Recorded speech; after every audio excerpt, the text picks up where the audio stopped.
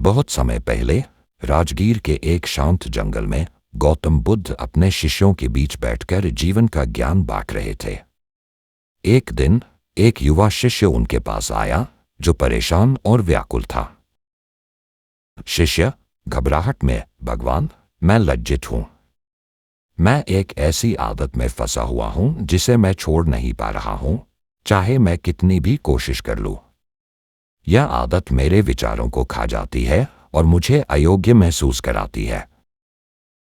गौतम बुद्ध शिष्य की ओर करुणा भरी दृष्टि से देखते हैं और उसे बैठने का इशारा करते हैं। गौतम बुद्ध, बताओ मेरे बच्चे, यह कौन सी आदत है जो तुम्हारे मन को व्याकुल करती है?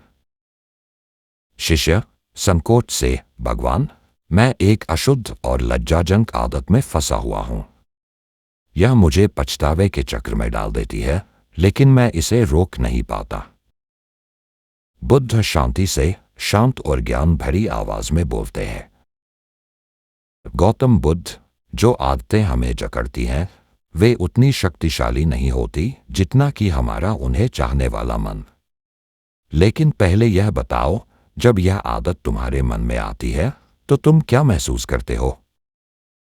शिष्य, मैं खुद को असहाय महसूस करता हूं, जैसे मेरा शरीर मुझ पर हावी हो जाता है और मेरा मन कमजोर पड़ जाता है। मैं बाद में पछताता हूं, लेकिन उस समय मुझे एक तीव्र इच्छा का अनुभव होता है। गौतम बुद्ध कुछ क्षण रुकते हैं और फिर बोलते हैं, मनुष्य के विचार आग के समान होते हैं।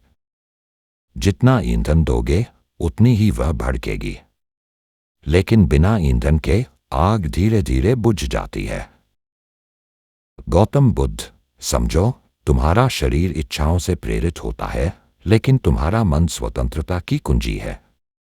जिस आदत की तुम बात कर रहे हो वह एक नदी की तरह है जो तुम्हारे मन में बहती है।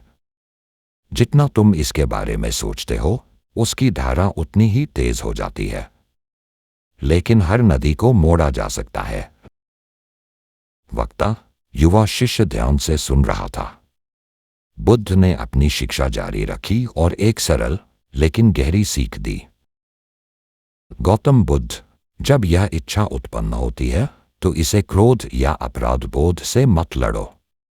इसके बजाय इसे ध्यान से देखो। इसे ऐसे देखो जैसे तुम एक गवाह हो। तुरंत उस पर कार्य मत करो। गहरी सांस लो और उस भावना को उठने और गिरने दो जैसे समुद्र की लहरें आती हैं और जाती हैं। तुम देखोगे कि यह लहर आई थी और धीरे धीरे चली जाएगी। गौतम बुद्ध, जितना तुम इसका अभ्यास करोगे यह आदत उतनी ही कमजोर हो जाएगी। लेकिन याद रखना मेरे बच्चे, यह रातों रात जीतने वाली लड़ाई नहीं है। धैर्य और जागरूकता के साथ तुम इस आदत को हरा सकते हो और इसकी जगह तुम्हें शांति मिलेगी। शिष्य ने बुद्ध की शिक्षाओं का पालन किया। उसने अपने विचारों का निरीक्षण किया और धीरे धीरे उसकी आदत की पकड़ ढीली हो गई। गौतम बुद्ध, सच्ची स्वतंत्रता मन को साधने में है। जब तुम अपनी इच्छाओं का अवलोकन कर सकते हो बिना उन्हें खुद पर हावी होने दोगे, तब तुम वास्तव में मुक्त हो जाओगे। गौतम बुद्ध की शिक्षा हमें यह सिखाती है कि कोई भी आदत या इच्छा इतनी शक्तिशाली नहीं होती जिसे हम नहीं हरा सकते। ध्यान, धैर्य और समझ के साथ हम आदतों की बेड़ियों से मुक्त होकर आंतरिक शांति पा सकते हैं।